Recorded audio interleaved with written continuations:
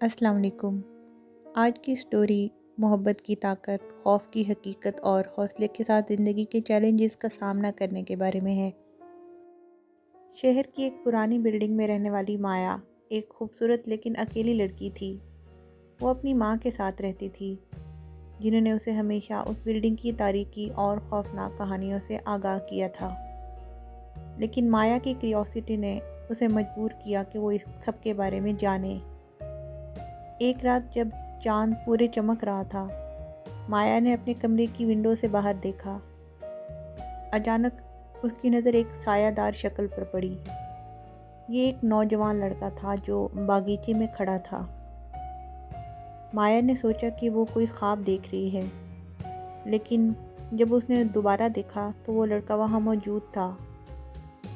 اس کا نام ارہم تھا اور وہ آس پاس کے گاؤں کا رہائشی تھا۔ ارہم کی آنکھوں میں ایک عجیب سا سحر تھا جو مایا کو اپنی طرف کھینچتا تھا۔ وہ دونوں روزانہ ملنے لگے اور مایا نے ارہم کے ساتھ اپنی زندگی کے خوابوں کا ذکر کیا، لیکن ارہم ہمیشہ اپنے ماضی کی باتیں کرنے سے کتراتا رہا۔ ایک رات ارہم نے مایا سے وعدہ کیا کہ وہ اسے اپنے راز بتائے گا۔ ایک دن جب مایا نے ارہم سے پوچھا کہ وہ ہمیشہ اتنا خاموش کیوں رہتا ہے، تو ارہم نے کہا، یہاں کچھ ایسا ہے جو میں نہیں بتا سکتا۔ مایا نے انسسٹ کیا تو ارہم نے اسے ایک خفیہ جگہ دکھانے کا وعدہ کیا۔ انہوں نے رات کے وقت اس بلڈنگ کے پیچھے ایک پرانی جھونپڑی کی طرف جانے کا فیصلہ کیا۔ جب وہ جھونپڑی میں پہنچے تو ارہم نے بتایا کہ یہ جگہ اس کے بزرگوں کی ہے، جن کی روحیں اب بھی یہاں موجود ہیں۔ مایا نے محسوس کیا کہ ارہم کی باتوں میں ایک خوفناک سچائی چھپی ہوئی ہے۔ وہ دونوں ایک دوسرے کے قریب ہوئے، لیکن اچانک جھونپڑی میں سرد ہوا چلنے لگی اور ایک آواز سنائی دی، چلو چلو، وقت ختم ہو رہا ہے۔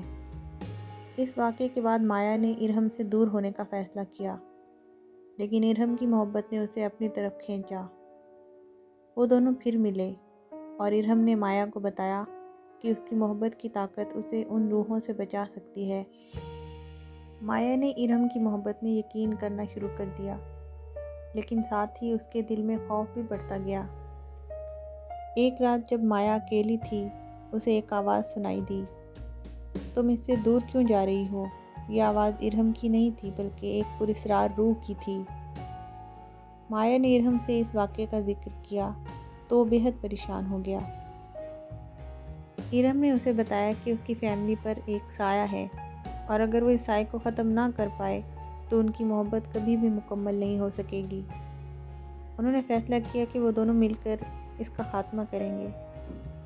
مایا اور ارہم نے ایک پرانی کتاب میں لکھے ہوئے ایک عمل کی تلاش شروع کر دی، جس کے ذریعے اس سائے کا خاتمہ کیا جا سکتا تھا۔ انہیں ایک مخصوص چاند کی رات پر اس بلڈنگ کے تہہ خانے میں یہ عمل کرنا تھا۔ جیسے ہی وہ تہہ خانے میں پہنچے، وہاں کی فضا میں ایک عجیب سا جادو تھا۔ عمل شروع ہونے سے پہلے ہی ٹھنڈی ہوائیں چلنے لگیں اور وہاں کی روشنی ہلکی ہو گئی۔ اچانک کئی سائے ان کے گرد نمودار ہوئے۔ یہ ارہم کے خاندان کی روحیں تھیں جو ان سے انتقام لینے آئی تھیں۔ مایا نے ارہم کا ہاتھ پکڑا اور ساتھ میں انہوں نے عمل شروع کر دیا۔ عمل کے دوران مایا نے اپنی محبت کی طاقت سے ارہم کی مدد کی۔ انہوں نے ایک دوسرے کی آنکھوں میں دیکھا اور تمام خوف کو مٹانے کی کوشش کی۔ جب مایا اور ارہم نے آنکھیں کھولی تو انہوں نے محسوس کیا کہ وہ سایہ ختم ہو گیا ہے۔